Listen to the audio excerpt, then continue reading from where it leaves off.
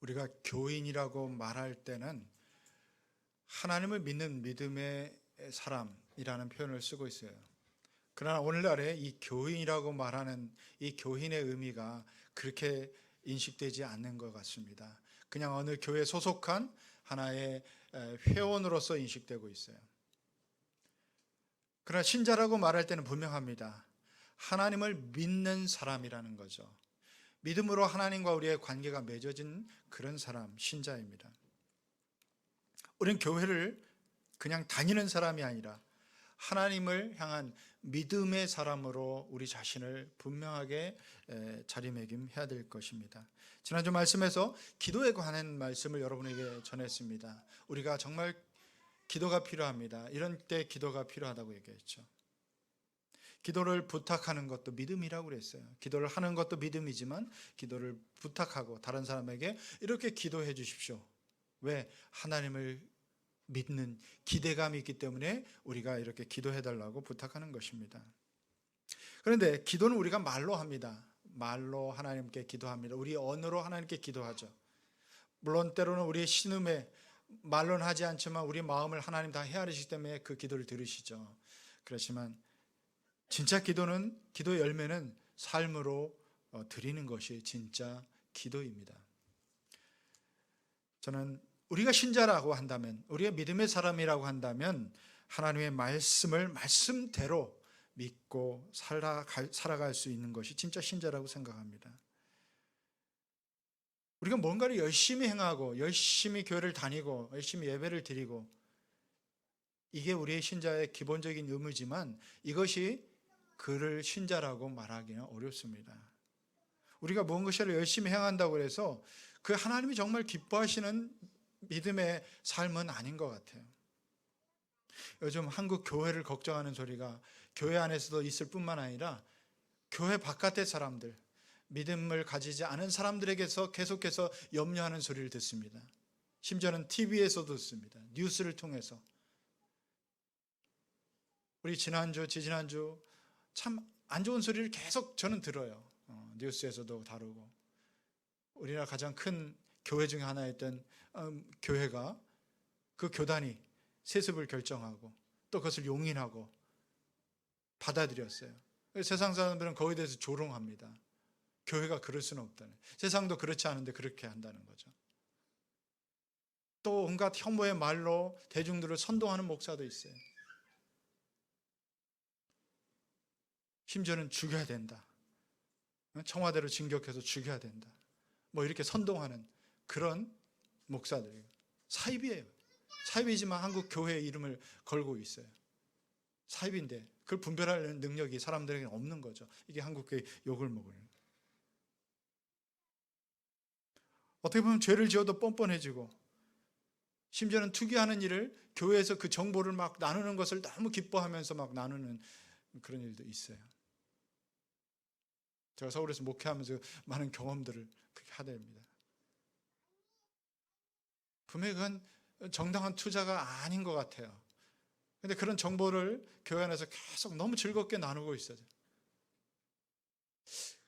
그럴 때 오는 이 것들의 참 부끄러움을 목회자로서 느낍니다. 가짜 뉴스에 열광하고 분노를 드러내고 분별 없이 가짜 뉴스를 또 퍼나르는 요즘 카톡교라고 하죠. 그런 신자들이 늘어나고 있어요. 카톡교 신자들. 저한테도 자주 와요. 제가 아는 분들 중에서도. 어떻게 해야 될지 모르겠어요. 분별력이 없는 것 같아요. 정말 믿음으로 우리가 더 힘써야 될 것이 있는데 너무 많이 이런 것에 열중하고 그냥 힘쓰고 있어요. 정말 힘쓰고 있어요. 그것이 뭐 하나님께 받은 계시인 양 힘쓰고 있다는 거예요.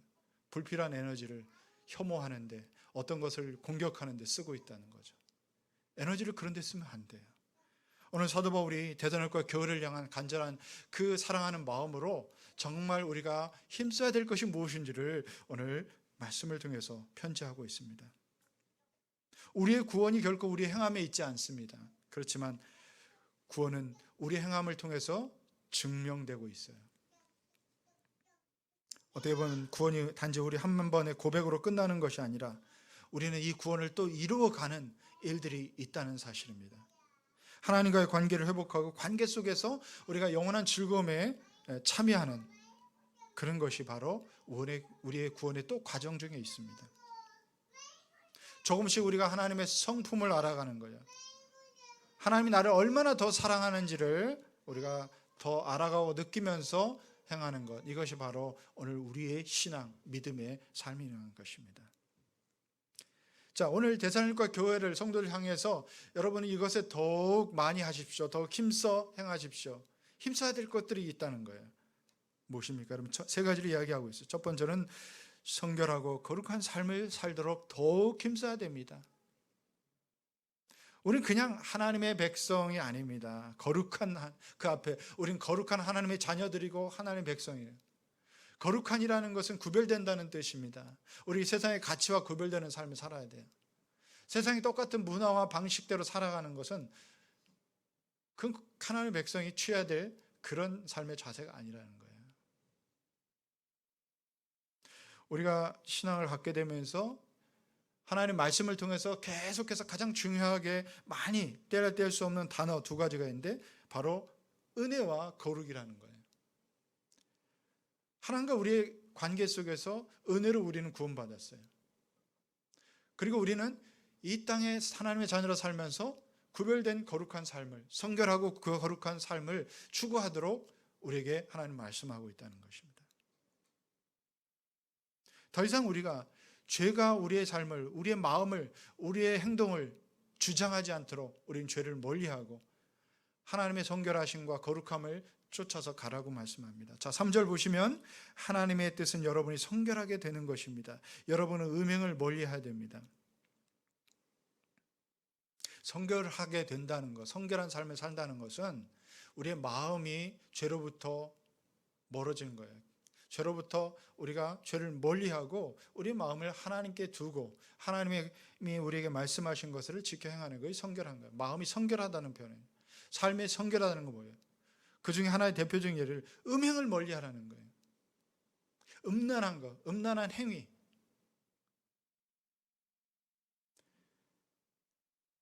우리가 거룩하게 살라 할 때 우리가 예배를 열심히 드리는 것, 네, 이것은 우리의 교회 생활이고 신앙 성장의 아주 중요한 부분이에요. 하나님과 우리가 하나님 예배를 드리는 것은 그 하나님의 거룩함에 우리가 참여하는 것이죠. 11조를 드리는 건 내 것이 주님의 것, 내 것이 내 것이 아니고 하나님의 것이라는 것을 우리가 고백함으로 드리는 신앙의 거룩함이에요. 그러니까 여기서 우리가 그쳐서는 안 된다는 것입니다. 우리가 교회 생활 잘하고요, 이런 것들이 거룩함의 어떤 표시는 아니에요. 우리 행동이 달라지고 말이 달라질 수 있지만 소위 말해서 교회적인 종교적인 언어를 많이 쓴다고 해서 뭐 할렐루야 뭐 이런 표현들을 만날 때마다 하시는 분들이 있어요. 그렇게 한다고 해서 저 사람이 거룩하다고 사람들은 보지 않아요. 우리 거룩함에 대한 오해들이 좀 있는 것 같아요. 제가 대학을 졸업할 때 한 친구가 뭐 아주 깊이 교제하지는 않았지만 과에서 같이 있기 때문에 행동이나 말투나 또 삶이 어떤 것은 알아요. 근데 제가 졸업할 때쯤 충격적인 것들을 제가 좀 충격을 받았어요. 그 친구한테. 몇 년 동안 같이 있었는데도 교회 다니는 줄 몰랐어요. 한 번도 그가 교회 다니는 것을 어떤 것을 행동을 해본 적이 없고 말도 굉장히 거칠고요. 그냥 어디 가서도 정말 잘 놀아요. 동네 아줌마하고도 잘 놀고요. 어디 수학여행 가서도, 아니 졸업여행 가서도 그 동네 아줌마들하고 잘 논다는 것이 제가 보기에는 좀 속된 표현이에요. 그래서 교회 저 친구 정말 교회 안 다니는구나 했더니 나중에 신학대학원을 지원했대요. 그래서 제가 멍해졌어요. 그 친구를 보면서 멍해졌어요. 너가 교회를 다녔어? 그리고 사역자가 목회자가 되겠다고? 자기 원래 아버지가 서원회 장로님이신데 서원에서 여기까지 왔는데 그렇구나. 이제 새롭게 좀 살아보겠다고 갔어요. 그것도 충격인데 저는 이제 대학생 선교단체에서 헌신해서 좀 신학대학을 좀 한 6년 있다 늦게 갔어요. 그때 이제 바로 졸업하고 후배들 돕는 간사 사역을 했어요. 한 학기가 지나서 우연히 캠퍼스에서 그 친구를 만나는데 정말 달라졌어요. 양복 입고 넥타이 입고 저처럼 이렇게 입고 저는 그때 청바지 입고 막 이렇게 주로 이제 저는 대학교 때 막 계속 전도하고 다니고 또 뭐 이렇게 성경 공부하고 그러는데 이 친구 정말 달라졌어요. 그렇지 않은 친구인데 만나자마자 제 친구잖아요. 그러니까 야 반갑다 저는 그러는데 할렐루야 하면서 이렇게 다가오면서 성경지 탁 끼고 학교 왔대요. 그러면서 어느 교회 전도사라고. 제가 그 친구를 비난하는 게 아니에요. 그게 신학교 가서 변한 모습, 거룩에 대한 어떤 잘못된 오해인 것 같아요. 계속해서 그렇게 살더라고요. 그래서 야 모습이 달라졌구나, 행동이 달라졌구나, 말이 달라졌구나. 삶의 가치가 안 달라지고 하나님과 관계가 깊어지지 못했기 때문에 그 친구는 사역을 오래 하지 못했어요. 나중에 들은 얘기. 우리의 겉모습이 달라졌다고 우리가 하나님을 향한 관계가 깊어지는 건 아니더라고요. 우리의 내면적인 하나님에 대한 그 말씀을 통해서 우리의 삶의 가치가 좀 달라지고 우리의 삶의 방식이 달라져야 되죠. 어떻게 보면 성결해지고 거룩하다는 것은 우리가 세상의 문화와 가치가 하나님과 배치될 때 우리가 무엇을 따르는 것인가를 결정해야 되는 거예요. 네. 오늘 이게 전체적으로 이 말씀하고 있는 거예요. 성결하고 거룩한 삶이라는. 당시에 오늘날도 있지만 오늘 현대사회에서 고대사회는 마찬가지로 계속해서 우리 앞에 가장 큰 유혹과 또 가장 큰 것은 도전은 뭐냐면 첫 번째가 돈이에요. 그 다음에 성이고 그 다음에 힘이에요. 이 세 가지는 항상 우리가 어떻게 이것을 다스리냐에 따라서 복이 되기도 하고 그것이 우리를 걸려 넘어지게 하는 우리 신앙생활 하나님과 관계에서 관계를 깨뜨리는 가장 큰 것이에요. 그중에 오늘 이 당시에 가장 타락하고 데살로니가 교회 성도들 가장 크게 유혹하는 것은 음행의 문제였어요. 성적인 문제. 바울이 사역하던 그 고대사회에 지배하던 이 로마의 대부분의 도시들이 굉장히 음란한 문화가 지배하고 있었던 것입니다. 수많은 신전들이 있어요. 그 중에 한국 도시나 고린도나 어디 한국 도시들 보면 이 아프로디테 사랑의 그리스 로마 신화에는 아프로디테 신전들이 많이 세워져 있었어요. 그 신전에서 뭘 하냐면 그 신전에 소위 말해서 사제들이라고 하는 사람들은 대부분 남창 여창들, 창녀들이었어요. 그 예배라는 것은 소위 말해서 관계를 맺는 거예요. 성적인 관계, 섹스를 하는 거죠. 그러니까 대문을 열고 나가면 그냥 그런 것들이 자연스럽게 용인되는 그런 세상에 살고 있어요. 오늘날에는 훨씬 더 은밀하고 훨씬 더 그렇게 나타나죠. 집안에 있어도 그런 것들이 우리를 유혹하게 넘어지게 한다는 거죠. 굉장히 많은 고린도라고 하는 도시는 당시 기록으로 보면 약 1000명 이상의 신전 창녀들을 두어서 매음을 했다는 기록이 있어요. 그러니까 얼마나 많이 분들이 유혹들을 받게 있습니까? 그런 문화 속에 이들이 살았어요.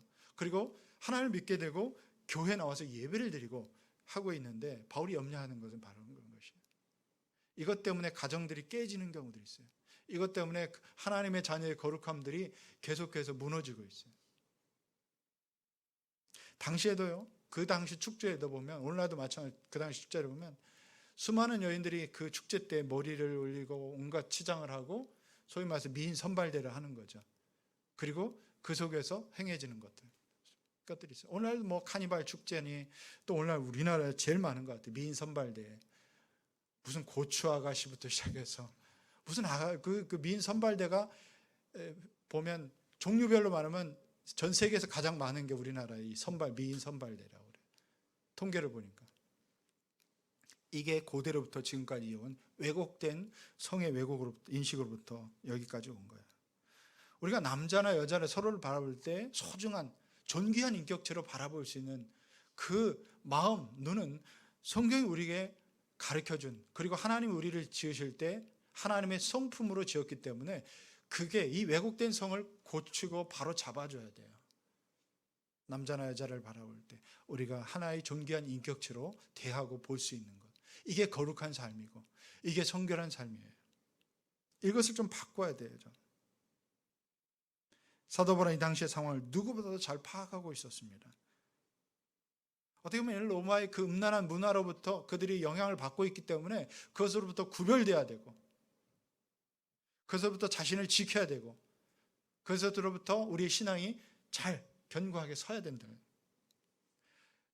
핍박이라든가 예수 믿는 것 때문에 핍박받고 때로는 어떤 잘 견디었어요. 근데 쉽게 넘어지는 부분이 바로 이런 부분들이에요. 그래서 바울은 그 유혹으로부터 우리가 벗어날 수 있는 구체적인 방법을 어떻게 제시하냐면 4절 보시면 각 사람은 자기 아내를 거룩함과 존중함으로 대할 줄 알아야 합니다. 자기 아내를 거룩함과 존중함으로 대할 줄 아는 것.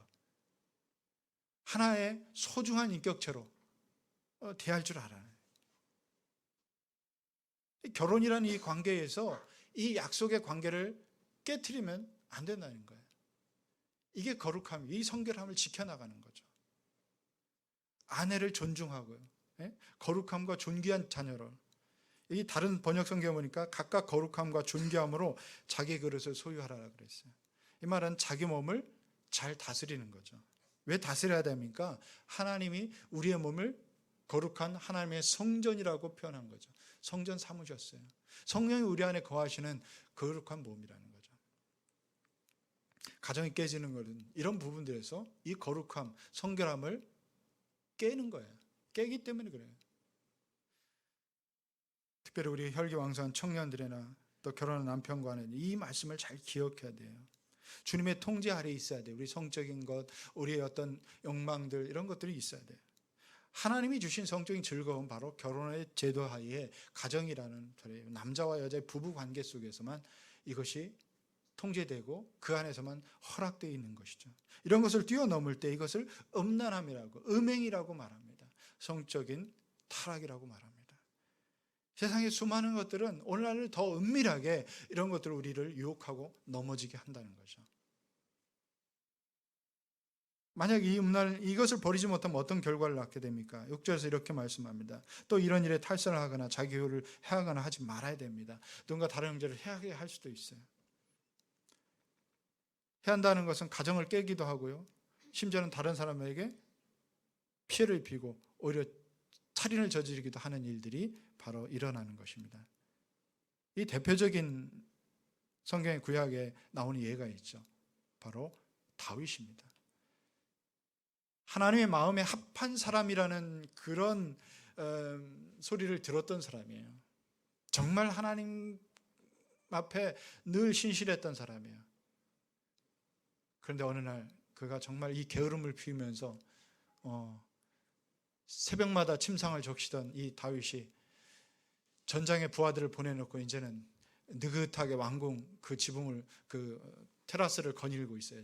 해가 중천했다는데 그때 침소에서 일어나서 그러고 있었다는 거예요. 그런데 그때 참 사람은 게으를 때, 어떻게 보면 나태할 때, 우리의 경계심을 다 풀어버릴 때, 그때 다른 게 눈에 들어오는 것 같아요. 그 건너편에서 목욕하고 있는 한 아름다운 여인 밧세바가 눈에 들어온 거예요. 그부터 이게 마음에 어떤 성적인 욕망이 생기고 취하고자 하는 어떤 욕심이 생기고 어디까지 갔습니까? 그 밧세바의 남편 우리아를 속이고 전쟁에 가장 앞장 세워서 맨 앞장에 세우도록 합니까? 그 군대 장관을 통해서 그 일을 지시하는 거죠. 음모를 꾸민 거죠. 그래서 결국 죽게 합니다. 살인이에요, 이건. 하나님은 그것을 그냥 지나치지 않습니다. 반드시 그거에 대해 징벌을 합니다. 다윗은 여기에 엄청난 대가를 받았어요. 그 첫째 아들이 죽고, 그리고 자식들부터 쫓겨나고, 왕자에서 쫓겨나고, 나중에 왕자의 난이 일어나서 자녀들끼리 서로 죽이고 살 난리가 아니었어요. 이거에 대한 철저한 대가를 다윗은 치룬 거예요. 물론 하나님 앞에 회개했어요. 그러나 죄는 흔적을 남겨요. 죄의 결과에 대한 것들은 이렇게 고통을 남기는 것입니다. 사랑하는 여러분, 우리가 성결함과 거룩함을 추구해야 되는 것은 우리의 육체의 모든 그런 것만이 아니에요. 우리가 세상의 어떤 가치, 돈이 필요합니다. 그러나 돈을 사랑함으로써 우리는 돈에 우리가 매이게 돼요. 돈이 우리를 주장하게 하는 거예요. 돈이 우리 이끌어가는 대로 우리가 가게 되면 우리는 우리의 마음이 이미 성결함과 거룩함으로부터 떠나서 계속 이것에 어떻게 되면 이것을 내가 가질 수 있을까? 더 많이 차지할 수 있을까? 자기 욕심을 채우는데 그렇게 쓰고 있다는 것이죠. 힘도 마찬가지고. 오늘 여러분, 우리 이 말씀 앞에 우리 자신이 바로 서야 될 줄 압니다. 이런 유혹과 상관이 없다고 생각해서 안 돼요. 우리 주님 끊임없이 우리는 음행할 수 있어요. 성적인 유혹 앞에 우리가 노출되어 있다는 거고, 돈과 힘 앞에, 이 권력 앞에 우리 자신이 무너질 때가 있어요. 그래서 굴복할 때가 있어요. 심지어는 많은 가정들이 깨어지고 교회 지도자들이 이것 때문에 넘어졌어요. 우리가 살아 숨쉬는 공간 도처에 이런 것들이 널려 있어요. 우리 자신을 하나님 말씀을 무장하지 않고 그 가운데 자신을 구별시키지 않으면 우리 언제든지 이 유혹 앞에 굴복할 수 있다는 사실입니다. 두 번째는 뭘 더 힘써야 됩니까? 사랑의 관계를 맺도록 더욱 힘써야 됩니다. 더 사랑하도록. 사실 대사로니가 성도는 1장에서 볼 때 이 사랑함에 있어서는 더 할 말이 없어요. 바울이 더 이야기할 필요가 없어요. 그런데도 불구하고 더욱 더 그렇게 하기를 바랍니다. 그랬어요. 자, 여러분 10절 말씀 뒤에 보면 형제 자매 여러분, 우리는 여러분이 더욱더 그렇게 하기를 권면합니다. 뭐래요? 9절 말씀처럼 교우들에 대한 사랑, 형제들에 대한 사랑을 두고서는 여러분에게 더 쓸 필요가 없겠습니다. 여러분이 직접 하나님께로부터 서로 사랑하라고 하시는 가르침을 받아서, 그 가르침은 뭐냐면 요한복음 13장 34절에 예수님께서 제자들에게 하신 말씀처럼 서로 사랑하여라. 내가 너희를 사랑한 것 같이 너희도 서로 사랑하여라. 이 말씀의 가르침을 잘 받아서 행하고 있다는 거예요. 그런데도 불구하고 더욱더 더 사랑하기를, 사랑에 제한을 두지 말라는 거예요. 우리가 많이 우리 이 정도면 됐지, 이것에 많이 만족하고 멈춰 있어요. 내가 저 사람 저 정도 배려하면 됐지, 저 사람 저 정도 생각하면 됐지, 내가 이 정도 내가 손해보면 됐지. 너무나 많이 빨리 한계를 두고 설정하고 거기서 멈춰 있어요. 더욱더 힘쓰고 사랑하라는 이 말씀을 우리가 마음에 잘 새겨야 돼요. 사랑에는 한계가 없어요. 한계의 끝은 어디 가면 내 생명을 저 사람을 위해서 내어주신 예수 그리스도의 그 사랑, 그 사랑의 한계는 아마 거기까지일 겁니다. 그러나 누구도 내 목숨을 저 사람을 위해서 내어줄 결단은 하지 않습니다. 요 정도만. 여러분, 목장에서도 우리가 서로 정말 좋은 관계를 유지하고 있죠. 목장 식구들 보면 이제 몇 년 지나면 정말 사랑하고 섬기고 그런 관계들이 됩니다. 그러나 많이 우리는 그 어떤 수준의 어떤 딱 설정을 거기서 멈춰버립니다. 더욱더 사랑함을 드러내는 것, 이게 뭘까요? 초대 예루살렘 교회 보면 참 그들이 모여서 함께 성령 충만함을 받고 정말 그들이 모여서 함께 예배했어요. 함께 서로를 함께 교제했어요. 근데 결정적으로 그 사도행전 2장의 초대교회 그 부분에 정말 주목해야 될 것은 그들이 자기의 재물을 교회 앞에 내놓고, 왜 내놓았어요? 그 교회 안에 고아들과 과부들이 많았어요. 그들은 내일 끼니를 걱정해야 되는 사람들이에요. 누군가 도움이 없으면 늘 오늘 먹을 것, 내일 약 먹을 것을 걱정하고 염려해야 되는 사람들이에요. 사회적으로 힘이 없는 정말 약자들이에요. 그 사람들을 위해서 조금 더 가진 사람들이 자기의 재물을 내놓고 그들과 함께 공유했어요. 어떻게 보면 혁명적인 삶의 변화예요. 방식을 변화라는 거예요. 조금 더 갖기 위해서 조금 더 차지하기 위해서 애쓰고 더 쟁취하기 위해서 투쟁하고, 그런 문화 속에서 그들은 혁명적인 변화를 시도한 거죠. 이게 사랑하는 거예요. 이게 더욱더 사랑하는 거예요. 뭐 함께 예배하면 됐지, 오늘 만나서 함께 위로하면 됐지, 서로를 배려하면 됐지, 이게 아니고 정말 그들을 사랑하는 게 뭐예요? 배고픈 자에게 먹을 것을 주는 거예요. 사회적 약자를 도와줄 수 있는 구체적인 행동을 하는 게, 이게 더욱더 사랑하는 것이죠. 여러분, 오늘 우리는 이 사랑에서 더 큰 계명이 없다는 사실을 예수님 말씀을 통해서 배웠고요. 마가복음 3장 17절에 보면 제자 중에 특별히 요한이 있어요. 사랑의 사도라고 나중에 별칭이 붙었는데, 그의 원래 별칭은 마가복음 3장 그 17절에 보니까 예수님이 붙여준 별칭이 있어요. 보아너게다. 우리의 아들. 조금 더 토속적으로 표현하면 번개돌이에요. 번개돌이. 욱하는 성격이 있었던 것 같아요. 뭔가 하면 확 이렇게 막, 이 성격이 급해서 막 뭔가 욱하고 천둥치는 것처럼 막 갑자기 화내는 사람도 있잖아요. 그 막 참지 못하는 사람. 이런 성격을 가진 것 같아요. 그런 사람이 어떻게 사랑의 사도라고 그렇게 별칭이 붙었을까요? 나중에 정말 그의 삶에 있어서 그 예수님의 그 죽으심과 가르침과 그걸 통해서 그의 성품이 변화됐어요. 가장 사랑하고 끝까지 살아남았는데 반모섬에 가서 한 90년, 90이 넘은 나이에 풀려나서 마지막 여생을 예배소에서 보내게 됐다고 그래요.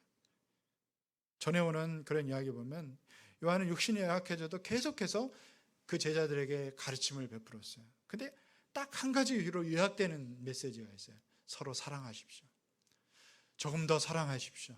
사랑을 힘쓰십시오. 맨날 그 얘기하니까 제자 중에 한 사람이 선생님 다른 얘기 없습니까?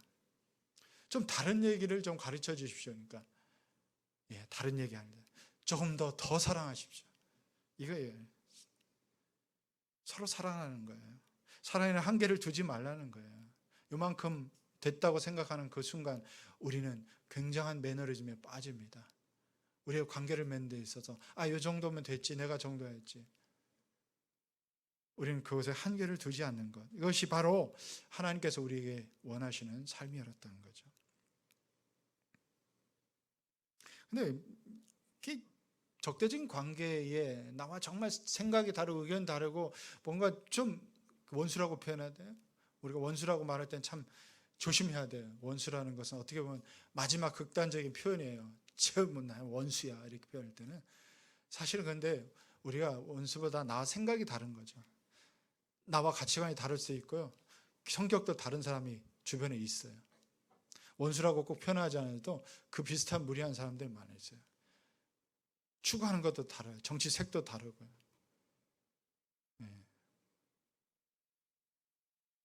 뭔가 우리가 이제 보면 막 그 혐오의 어떤 언어들이 막 요즘 난무하고 있어요. 색깔이 다른 거예요. 광장에서 요즘 뭐 광화문에서 했다, 뭐 서초동에서 한 주간에 이 두 집회하면서 서로 간에 이렇게 막 혐오의 말들이 이 SNS에서 막 충돌하는 걸 볼 수 있어요. 그게 마음이 아프더라고요. 다를 수 있어요. 분명히 잘못된 부분도 있고 뭐가 정의가 있는지도 우리는 분별할 수 있어야 됩니다. 그러나 어떻게 보면 점점 하다가 왼수가 되고 있는 것 같아요.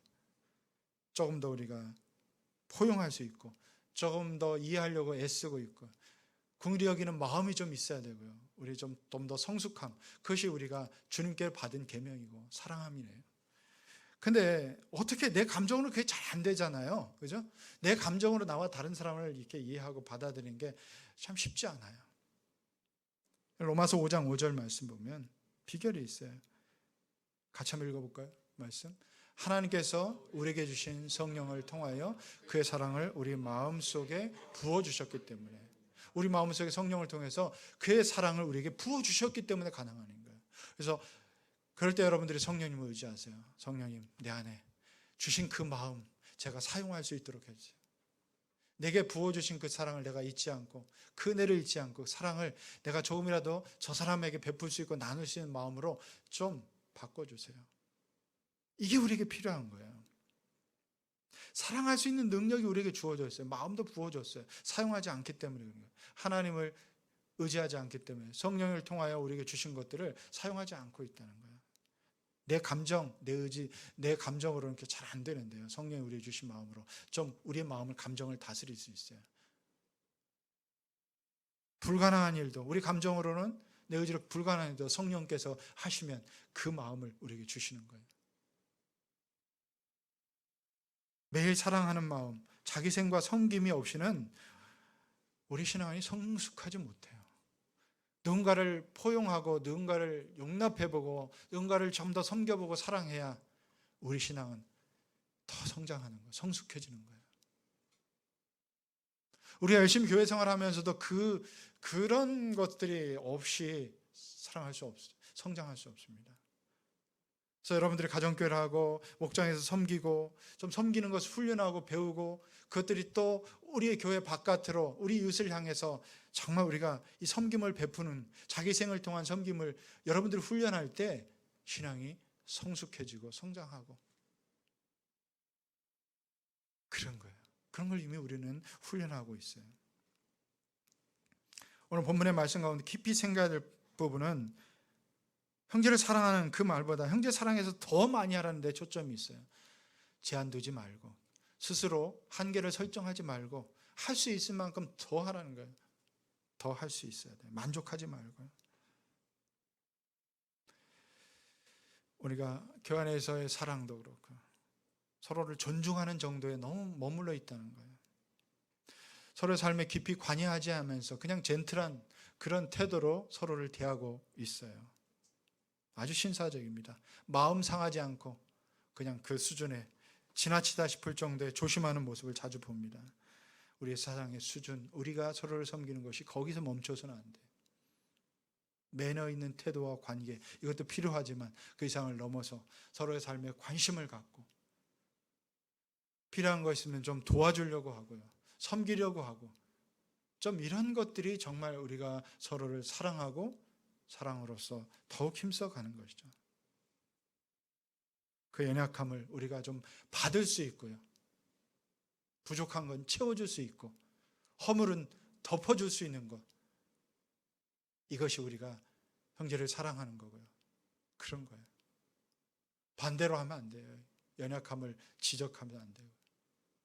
그 허물을 덮어주는지 자꾸 드러내서는 안 돼요. 덮어줘야 돼요. 자, 세 번째는 우리 일상의 삶에서 성실한 삶을 살아가도록 더욱 힘쓰라는 거예요.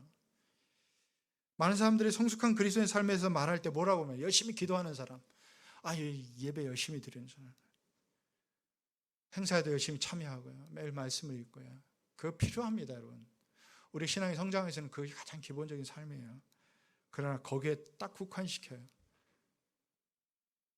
하나님이 우리에게 원하시는 것은 우리가 성숙하기 위해서는 균형이 잡혀 있어야 돼요. 제가 생명의 삶 할 때도 그 얘기 늘 하죠. 균형 잡힌 거.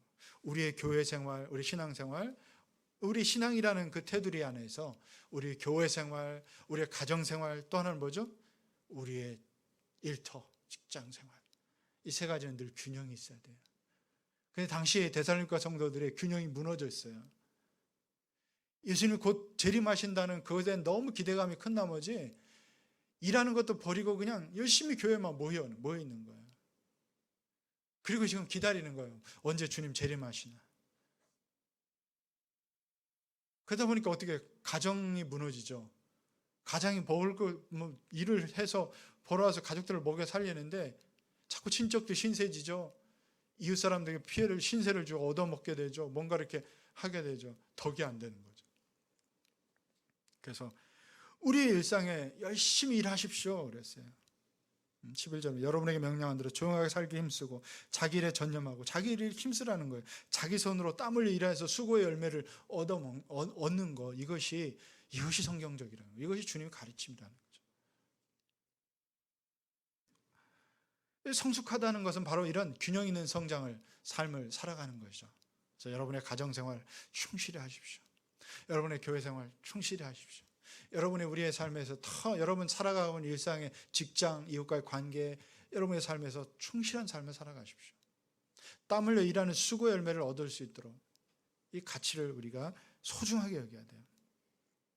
그럼 직장생활 하는 친구들 이렇게 이제 제 나이 벌써 또래는 다 이제 직장생활에서 굉장히 고위직에 있거나 아니면 이제 은퇴를 하거나 그런 날이에요. 조이직에 대부분 있어요. 안 믿지 않는 친구들, 아주 허물없는 친구들이 있어요. 그 친구들 중에 가끔 이제 뭐 이사로 있거나 회사에 이사로 있거나 뭐 경영들 가끔 웃으면서 제대로 좀 목사 가르쳐라 그래요. 왜 그래요? 아, 내 밑에 그 기자인데 맨날 교회 간다고 일을 자꾸 미뤄서 자꾸 딴 사람들이 더 일을 하게 하고 뭐 교회 모임 무슨 교회 모임이 매일이니 그래. 맨날 일찍 딱 보고 미루고 가고 자기 일을 다 못하고 그래서 피해를 주는 간혹 있나 봐요. 간혹 있어요. 뭐 다 그런 건 아니겠지만 그래. 그 형이 웃으면서 제대로 가르쳐. 그래서 성경 그래요. 말씀은 그래요. 오늘 사도 바울도 데살로니가 교회 성도를 향해서 너희가 정말 열심히 일하다가요.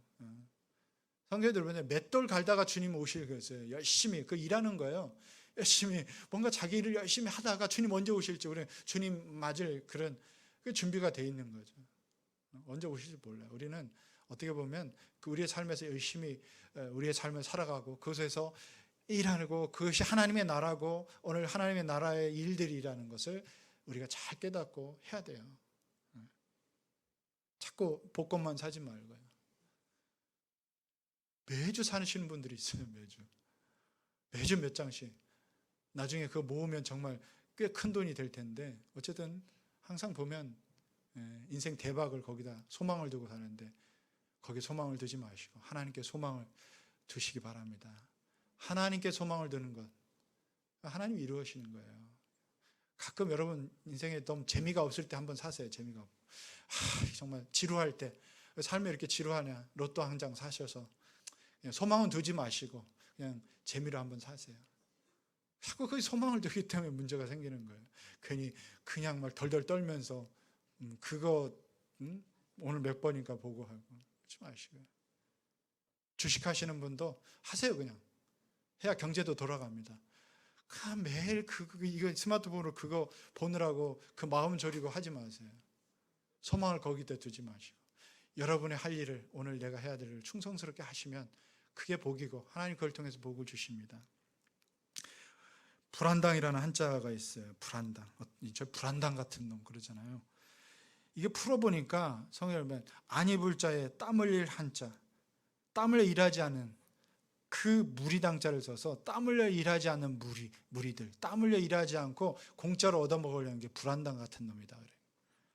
하나님께서 땀 흘려 일할 때 건전한 생각과 바른 판단력을 주시고 그 일하는 수고를 통해서 하나님 복을 주세요. 우리 또 학생들은 열심히 공부해서 그 수고 열매를 그 수고한 대로 또 얻어가는 거예요. 그걸 배워야 돼요. 자꾸 다른 방법으로 뭔가를 얻으려고 하지 마시고 12절에서 열심히 일해야 되는 이유를 이렇게 말합니다. 그래야 여러분은 바깥 사람을 대하여 품위 있게 살아가야 되고 또 아무에게도 신세를 지니 없도록 해야 됩니다. 다른 말로 표현하면 다른 사람 덕 보면서 자꾸 기대해서 살려고 하지 마세요. 부모님 기대서 어떤 사람은 부모 잘나면서 부모 덕 보려고 애쓰고요. 어떤 사람은 누군가의 덕을 보려고 애쓰고요. 그 책임도 저 사람이 잘해야 내가 얻는 거예요. 반대로 우리 생각해야 돼요. 반대로 이 품위를 유지한다는 것은 내 덕을 다른 사람이 볼 수 있도록 해야 돼요. 내 덕에 다른 사람이 살고 내 덕에 내가 애쓰고 더 수고한 것에서 다른 사람의 혜택을 누릴 수 있도록 이게 품위를 유지하는 거예요. 자꾸 다른 사람 덕 보려고 하는 삶을 살보면 품위가 없어요. 그 사람에서 참 품위가 있고 권위를 인정하지 않아요. 그 사람들은. 근데 저 사람 참 품위 있는 삶을 사는구나. 어떤 사람이 그래요. 그 사람이 누구인가 영향력을 주고 선한 영향을 주고 그 사람 덕에 많은 사람이 도움을 받으면 그 사람 품위 있는 사람이에요. 말에도 품위가 있어야 돼요. 좀 사람의 혐오의 말을 버리세요. 다른 사람을 공격하고 이게 뭐냐면 이게 품위 없는 일이죠. 우리 삶에도 행동에도 품위가 넘쳐야 되죠. 그 품위가 있으려면 딱 한 가지로 내 덕 보고 살게 하자. 우리 가족이 내 덕 보고 살게 하고요. 우리 이웃이 내 덕 보게 살고 여러분 직장에 여러분 속해 있는 사람들 여러분 학교에 있는 사람들 좀 내가 어떻게 더 섬겨서 내 덕 보고 사람들이 우리를 참 품위 있는 사람이다. 괜찮은 사람이다. 참 그리스도인이다. 그런 평가를 받아야 될 것입니다. 말이나 행동에 품위가 있어야 되는데 품위를 잃어버리면 전도도 막혀요. 누가 그 말을 신뢰하겠어요? 누가 그 사람의 삶을 보고 믿고 싶겠어요?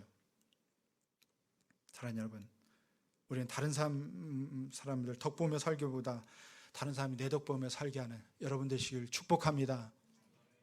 중세 로버트 로렌스 형제라는 사람이 쓴 후세 성자의 칭호를 받은 사람이에요. 뭐 굉장한 직업에 종사한 사람이 아니에요.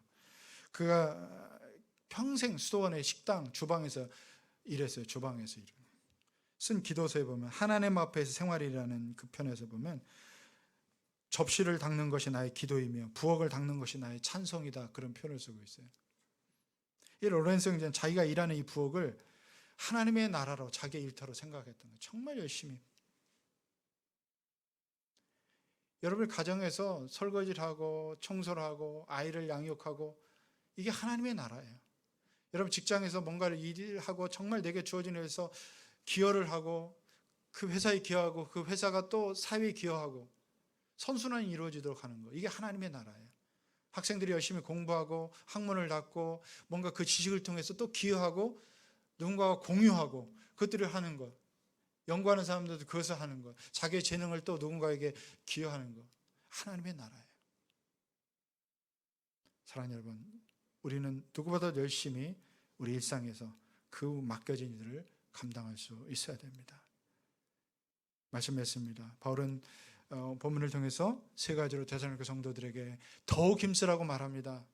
세상의 가치와 문화를 따르는 삶으로부터 성결하고 거룩한 구별되는 그 삶을 살아가시기를 더욱 힘쓰십시오. 형제 사랑에서는 더욱더 제한 두지 말고 희생과 섬김의 삶을 위해서 더욱 힘쓰십시오. 오늘 세상 속에서 자기가 맡겨진 일을, 그것이 나의 하나님의 나라의 일이고 오늘 내가 해야 될 가장 중요한 일인 것을 여러분의 삶에 균형 잡힌 성장이 이루어지길, 균형 잡힌 신앙생활이 될 수 있기를 더욱 힘쓰라고 부탁합니다. 오늘 우리가 더욱 힘써야 될 것이 무엇인지, 정말 힘써야 될 것이 무엇인지 오늘 말씀을 통해서 배운 대로 여러분의 삶을 그렇게 살아가시기를 축원합니다.